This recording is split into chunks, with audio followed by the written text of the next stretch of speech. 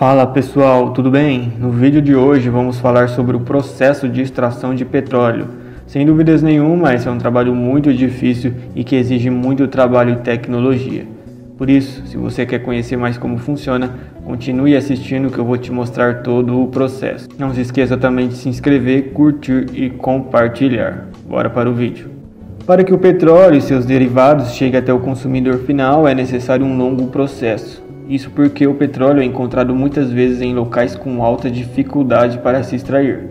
Para quem não sabe, o petróleo é uma mistura de moléculas de carbono e hidrogênio que tem origem na decomposição de matéria orgânica, formada por meio da ação de bactérias em ambientes com pouco oxigênio. Ao longo de milhões de anos, esse material foi se acumulando no fundo de oceanos, mares e lagos, e ao ser pressionado pelos movimentos da crosta terrestre, ele deu origem ao petróleo. Esse material é encontrado muitas vezes em bacias sedimentares específicas, formadas por camadas ou lençóis porosos de areia, arenitos e calcários. O petróleo ele é classificado como um combustível fóssil.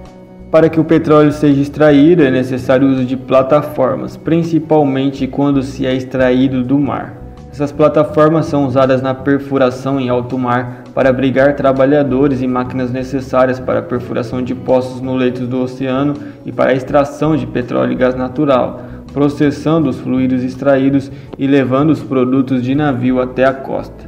Dependendo das circunstâncias, a plataforma pode ser fixada ao solo marinho, podendo consistir de uma ilha artificial ou flutuar. As plataformas de petróleo podem ser de duas maneiras, na terra firme recebendo o nome de onshore e no mar de offshore. Alguns dos tipos de plataforma incluem o navio-sonda, que é um tipo de plataforma de exploração flutuante com casco em forma de navio. Ele costuma ser usado para perfuração de poços, pode ser ancorado no solo marítimo ou dotada de sistema de posicionamento dinâmico. Ele pode operar em águas ultraprofundas, alcançando mais de 2.000 metros de lâmina d'água. Ele possui maior autonomia para perfurar em grandes distâncias da costa. Outro tipo de plataforma é a plataforma fixa. Ela funciona como uma estrutura rígida, fixada no fundo do mar por um sistema de estacas cravadas. É usada na perfuração de poços e na produção de petróleo em lâminas d'água de até 300 metros. Entre as vantagens, a instalação é mais simples e permite que o controle dos poços seja feito na superfície. Um terceiro tipo de plataforma é a plataforma autoelevável. Ela é formada por uma balsa e 3 ou mais pernas de tamanhos variáveis que se movimentam até atingirem o fundo do mar. Ao chegar à locação, o mecanismo faz as pernas descerem e serem assentadas no solo marinho. Ela é usada para perfurar poços em águas rasas de até 150 metros de lâmina d'água. Outro tipo de plataforma é a plataforma semi-submersível. Ela é formada por um ou mais convéses, apoiadas por colunas em flutuadores submersos.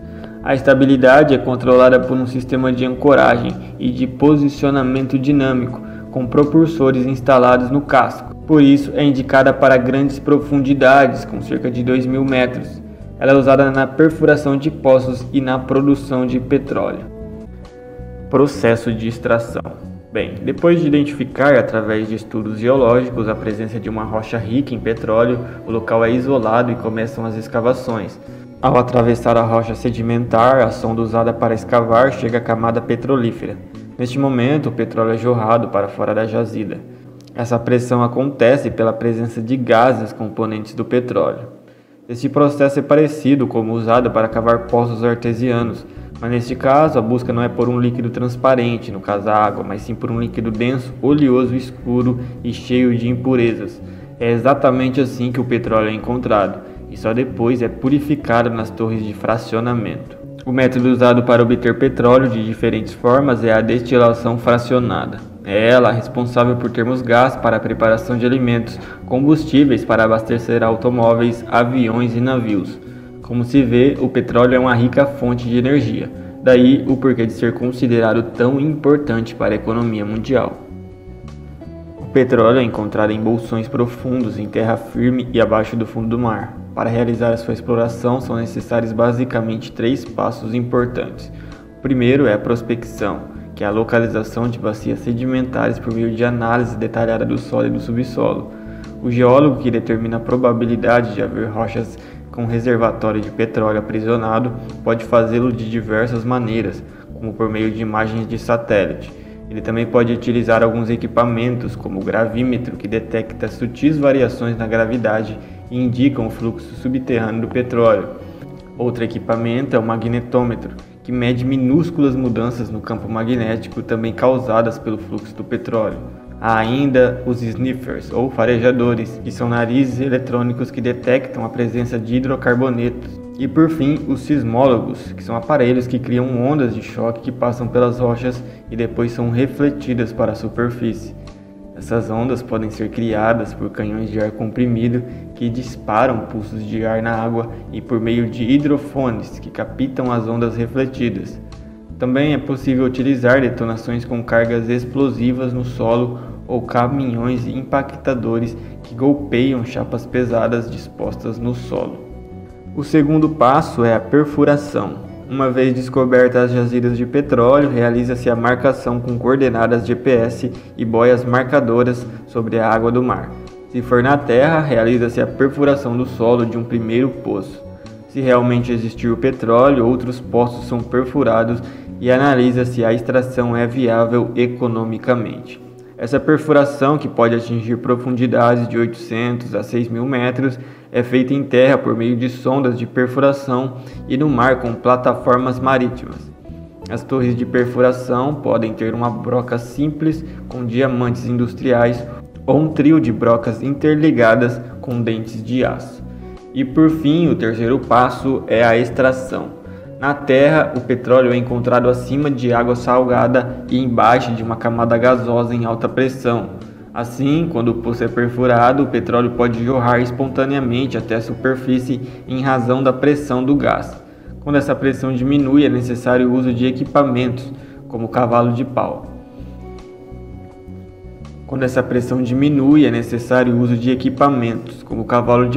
Que bombardeiam o petróleo para a superfície. Se o petróleo for muito denso, é preciso injetar vapor de água aquecido sob pressão por meio de um segundo poço cavado no reservatório. O calor do vapor diminui a viscosidade do petróleo e a pressão ajuda a empurrá-lo para cima no poço. Já no mar, essa extração é mais difícil, sendo feita com a utilização de equipamentos especiais de perfuração e extração por meio de bombas em plataformas e navios-sonda. No caso do Brasil, onde grande parte é extraído de reservas em alto mar, o petróleo bruto ou óleo cru, como também é chamado, é retirado de rochas sedimentares localizadas a mais de 5.000 metros de profundidade através de poços perfurados por sondas de alta tecnologia. Uma vez extraído, o petróleo é encaminhado por navios ou oleodutos das plataformas para as refinarias, que são responsáveis por transformar a matéria-prima em derivados, como a gasolina, o diesel e o querosene, por exemplo. O primeiro processo é chamado de destilação, quando o petróleo é submetido a altas temperaturas, mais exatamente até 370 graus Celsius, em uma caldeira, e os diferentes componentes dessa grande mistura vão evaporando ou se separando em fases líquidas. Essa mistura de vapor com líquido sai para uma torre de destilação em 3 diferentes partes. A gasosa subirá para a seção mais alta da torre, a mais densa cai até o fundo da torre e a menos densa descerá, podendo virar vapor no caminho.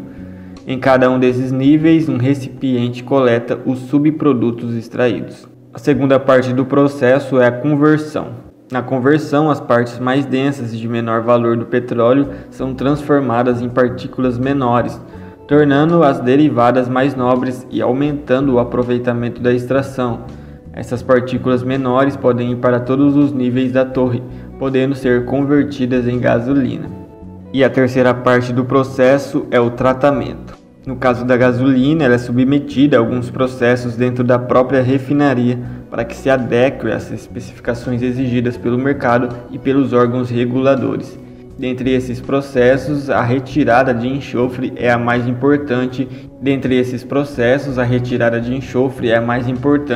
E o que garante um baixo teor da substância no produto final, conforme a exigência. Assim, a gasolina sai das refinarias para as distribuidoras do país. Após ser transportada da refinaria para a distribuidora, a gasolina recebe a adição de etanol, conforme as exigências da ANP, Agência Nacional do Petróleo, fator que ajuda na diminuição da emissão de poluentes no meio ambiente sem nenhum aditivo, e aumenta a octanagem do produto, ou seja, a resistência do combustível à pressão que ele sofre na câmara de combustão. Essa é a gasolina comum que abastece os postos de gasolina. Para a produção da gasolina aditivada, são acrescentados detergentes e dispersantes que conservam o sistema de combustão dos motores e otimizam o rendimento dos carros, garantindo um transporte com combustível de qualidade em todo o país. Bem, estamos chegando ao fim de mais um vídeo. Muito obrigado por assistir até aqui. Se você gostou, não se esqueça de curtir e de se inscrever no canal. Até a próxima, valeu!